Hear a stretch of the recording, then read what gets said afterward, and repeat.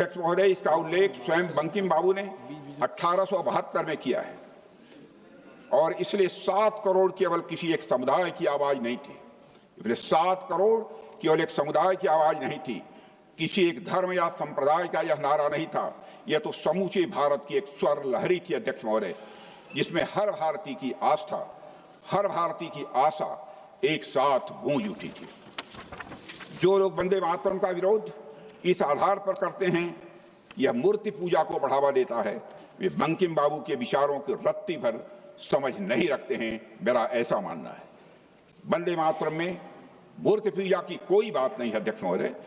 बंकिम बाबू स्वयं मूर्ति पूजा के समर्थक नहीं थे, यह बहुत कम लोगों को जानकारी है। बंकिम बाबू स्वयं मूर्ति पूजा के समर्थक नहीं थे। यह बात उनके द्वारा सन 1874 में लिखे गए एक लेख से बिल्कुल साफ हो जाती है।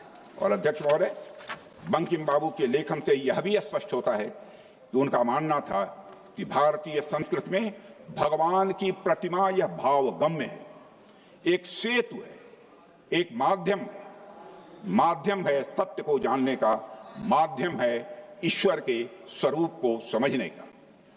और अध्यक्ष महोदय, इसीलिए वंदे मातरम की मां भारती कोई मूर्तिमान यह देवी नहीं है, बल्कि वह एक प्रतीक है उस भावना की जिसके लिए हर भारतीय के हृदय में प्रेम है।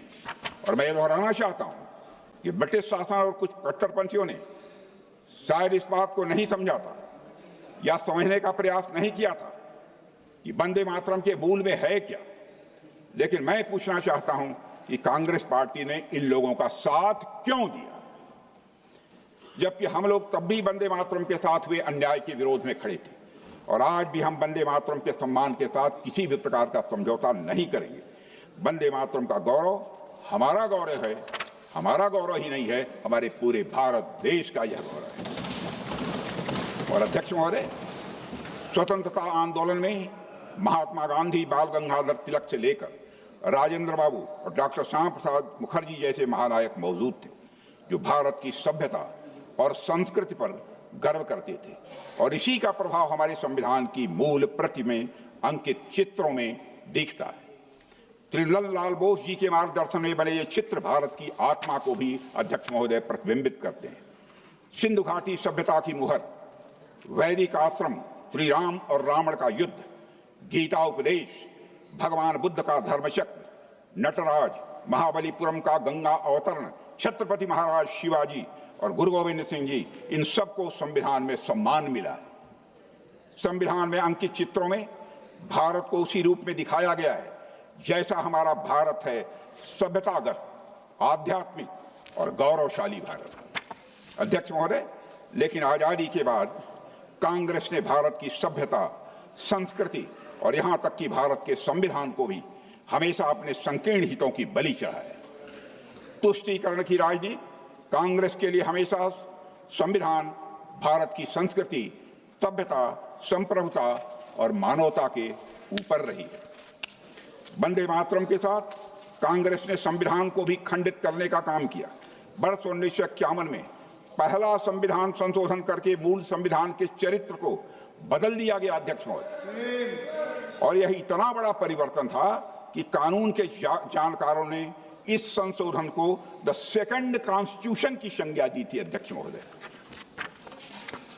और उस समय हमने संविधान की आत्मा को बचाने की लड़ाई भी लड़ी थी। डॉक्टर श्यामा प्रसाद मुखर्जी ने इसका बहुत जबरदस्त विरोध किया था। उन्होंने पंडित नेहरू से कहा था, you are treating this constitution as a scrap of paper, यानी आप इस संविधान के साथ रद्दी कागज जैसा व्यवहार कर रहे हैं। ये डॉक्टर श्यामा प्रसाद मुखर्जी ने कहा था। यही नहीं, 42वें संशोधन से भी संविधान को पूरी तरह बदल दिया गया था। संविधान की प्रस्तावना के साथ ही खिलवाड़ किया गया। ऐसे कुछ शब्द जोड़े गए, सेकुलर एंड सोशलिज्म, जिन्हें संविधान सभा ने नकार दिया था उस समय। अध्यक्ष महोदय, संविधान और उसके मूल्यों के साथ खिलवाड़ आगे भी जारी रखा गया। यूनिफॉर्म सिविल कोड हमारे संविधान में निहित एक महान संवैधानिक आदर्श है। साहबानों के इसमें सुप्रीम कोर्ट ने एक बहुत ही प्रगतिशील फैसला दिया था, जो कि मुस्लिम महिलाओं के हक में था अध्यक्ष महोदय।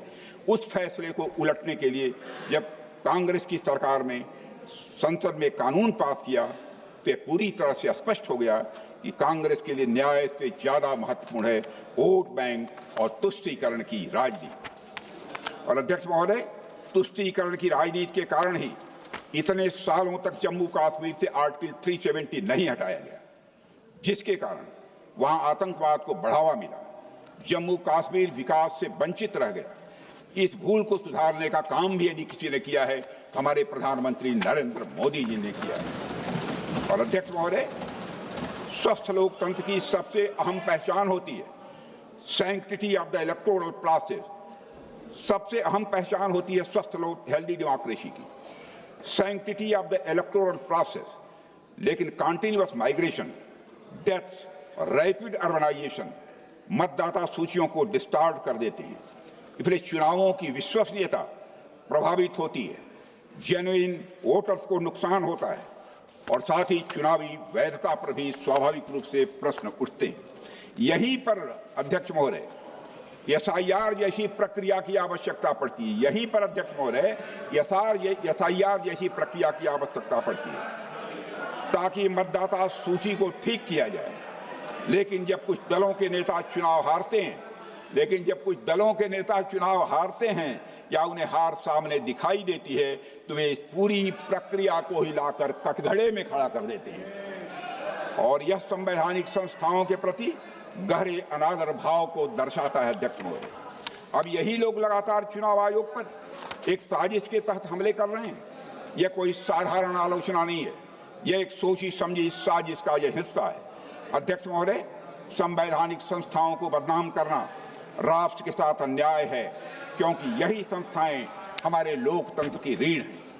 लेकिन इन दलों के लिए यह कोई नई बात नहीं है संस्थाओं को कमजोर करना और उनके निर्णयों पर संदेह खड़ा करना उनकी लंबी राजनीतिक परंपरा रही है। आज जब देश मजबूत लोकतांत्रिक मूल्यों के साथ आगे बढ़ रहा है, तब ऐसी नकारात्मक राजनीति न केवल निराशाजनक है बल्कि देश हित के विरुद्ध भी है।